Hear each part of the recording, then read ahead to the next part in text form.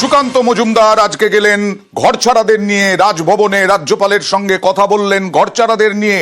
গতকাল ডিজির কাছে গিয়েছিলেন, ভবানী ভবনে গিয়েছিলেন, ডিজির সঙ্গে সাক্ষাৎ করেছিলেন, দেখা করেছিলেন। ঘরছাড়াদের নিয়ে 8 জনের ঘরছাড়াকে নিয়ে গিয়েছিলেন, কিন্তু তাতে তিনি সন্তুষ্ট নন। বিজেপি রাজ্য সভাপতি সুকান্ত মজুমদার আজ রাজভবনে গেলেন, সিভি আনন্দ বোসের সঙ্গে কথা বললেন। দেখুন সেই ছবি। From that area, the Muslim groups attacked their house, and their house was totally destroyed. In front of the one significant line she has said, in front.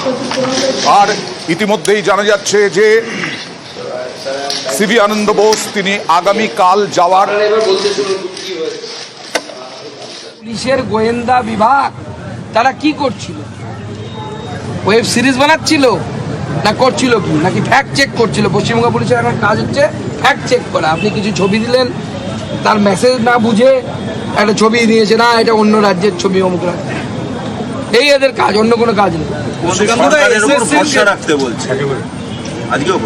দেখুন, মাননীয় মুখ্যমন্ত্রীর উপরে ভরসা রাখা এবং মাননীয় মুখ্যমন্ত্রীর উপরে সরকারের উপর ভরসা রেখেই তো এরা ছিল।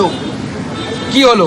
পুলিশের সামনে ঘর লুট, পুলিশের সামনে বুকের আঁচল ধরে টানা হলো, পুলিশের সামনে ঘরের চাল থেকে শুরু করে যেখান থেকে ভাতটা ফুটিয়ে খাবে সেখান থেকে শুরু করে শোকেসের ভিতরে রাখা গয়না মেয়ের বিয়ের জন্য বিড়ি বেঁধে জমিয়ে 50,000 টাকা, কিচ্ছু নেই।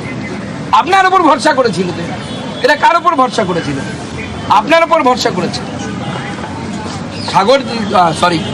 ধুলিয়ানে একজন ব্যক্তি তার বাড়িতে তৃণমূল পার্টি অফিস দিয়েছিলেন, হিন্দু তৃণমূল পার্টি অফিস ভাড়া দিয়েছিলেন, ভেবেছিলেন সেফ থাকবে, আমার বাড়িটা আক্রমণ করবে না। সেই পার্টি অফিসও ভেঙেছে, সেই ভদ্রলোকের বাড়ি ভেঙেছে। বিখ্যাত হোটেল আছে, 70 বছর পুরনো হোটেল, আপনারা যান দেখতে পাবেন, শমশেরগঞ্জে। সে তো ভরসা করেছিল মুখ্যমন্ত্রীর উপরে। আপনি ভরসা রাখতে পারেননি তো, আপনি মানুষের বিশ্বাস রাখতে পারেননি।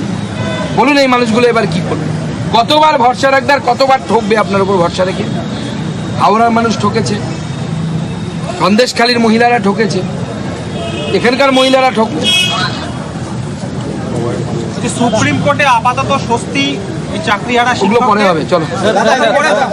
মজুমদার আজকে গিয়েছিলেন রাজভবনে, রাজ্যপালের সঙ্গে দেখা করলেন ঘরছাড়াদের নিয়ে, এবং জানা যাচ্ছে আগামীকাল রাজভবন থেকে রাজ্যপাল মুর্শিদাবাদে যাওয়ার কথা। কিন্তু মুখ্যমন্ত্রী অনুরোধ করলেন এখনই যাতে রাজ্যপাল না যান মুর্শিদাবাদে অশান্ত এলাকায়। ঘরছাড়াদের নিয়ে রাজভবনে সুকান্ত মজুমদার। বাঁচা যাচ্ছিল না, সেগ্রিগেট করা যাচ্ছিল না। আজকে আবার শুনলাম যোগ্যদের দিয়েছে। আমরা কোর্টের রায় ওয়েলকাম করব, কিন্তু যোগ্য অযোগ্য এই ভাগটা হওয়া সবার আগে দরকার। কারা যোগ্য আর কারা অযোগ্য।